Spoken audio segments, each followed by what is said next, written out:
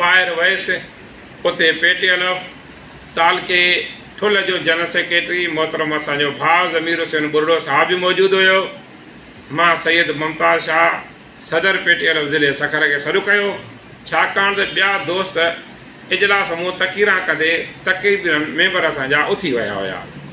कनि दोस्तनि चयो त साईं हाजी शफ़ी मोहम्मद सटियो साहब साईं सालम ज़रदारी साहब खे फुल अख़्तियारात ॾेई वियो आहे। इहा बि ग़लति बयानी हुई। हाजी शफ़ी मोहम्मद सटियो साहब मोकिलाईंदे जेके बि पॉलिसियूं हुयूं उन पॉलिसियुनि खां मूंखे आगाह करे वियो ऐं मूंसां बार बार फ़ोन ते राब्ते में हुयो। हाजी शफ़ी मोहम्मद सटियो साहब जो मौक़ुफ़ मुंहिंजो मौक़ुफ़ कल्ह बि साॻियो हुयो, अॼु बि साॻियो आहे ऐं सुभाणे बि साॻियो रहंदो। उते ॻाल्हियूं हलियूं। असां 5 दोस्त मोहतरम अमाला खान महर सदर पेटियलफ ज़िलो शिकारपुर, मोहतरम डॉक्टर अब्दुल जब्बार खोसो साहब सदर पेटियलफ ज़िलो जैकबाद, मोहतरम साईं ज़मीर हुसैन बुर्डो साहब जनरल सेक्रेटरी पेटियलफ तालका ठुल, मोहतरम सैयद मुमताज़ हुसैन शाह सदर पेटियलफ ज़िला सखर ऐं अवां जो भाउ नियाज़मंद सिकंदर जतोई सदर पेटियलफ सखर डिवीज़न।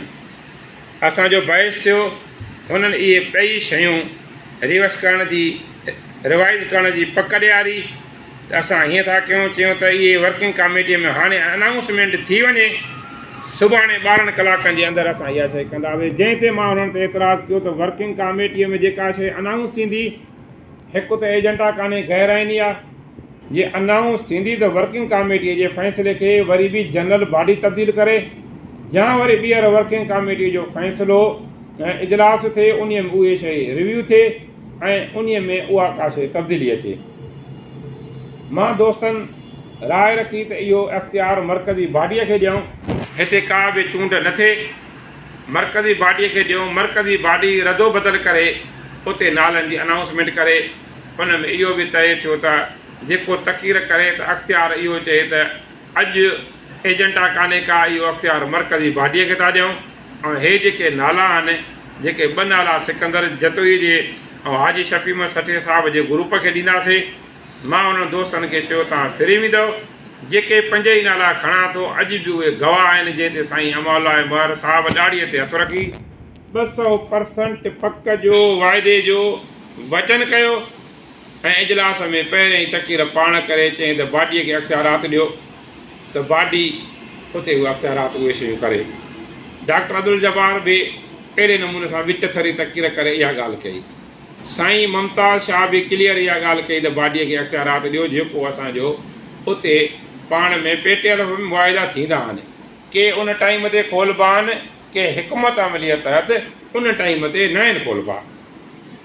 जॾहिं मुंहिंजी तकीर जो वारो आयो, मां पंहिंजे 5 माण्हुनि जो नालो आहे इजलास में ॾिना।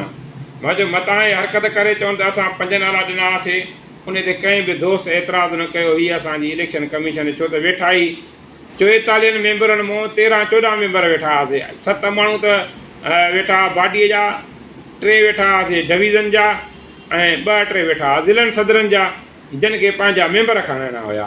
ॿिया कुल इजलास मां निकिरी चुका हुया। मां उते चेयरमैन जे लाइ मीरपुर ख़ासि डिवीज़न जे दोस्त मोहम्मद हनीफ़ नोड़ी जो नालो खयो। सीनियर वाइस चेयरमैन जे लाइ दादू ज़िले मां मेड़ तालुके जे सदर एजाज़ चांडे साहब जो नालो खयो। सेक्रेटरीअ जे लाइ मोहतरम साईं मुमताज़ हुसैन शाह जो नालो खयो ऐं मेंबरीअ जे लाइ मां पंहिंजे ख़ैरपुर ज़िले सां तालुक़ु रखंदड़ पीर ॻोठ जे दोस्त इम्तियाज़ हुसैन कायर जो नालो खयो ऐं हिकिड़ो नूर मोहम्मद सूमरो सदर पेटियलफ बदीन, उन जो मेंबरी लाइ नालो खयो। मां तकीर में चयो त थियणो त ईअं खपंदो त इन्हनि जे विच में हाणे इलेक्शन थिए, पर इलेक्शन कंदो आहे वोटर सभु उथी विया आहिनि।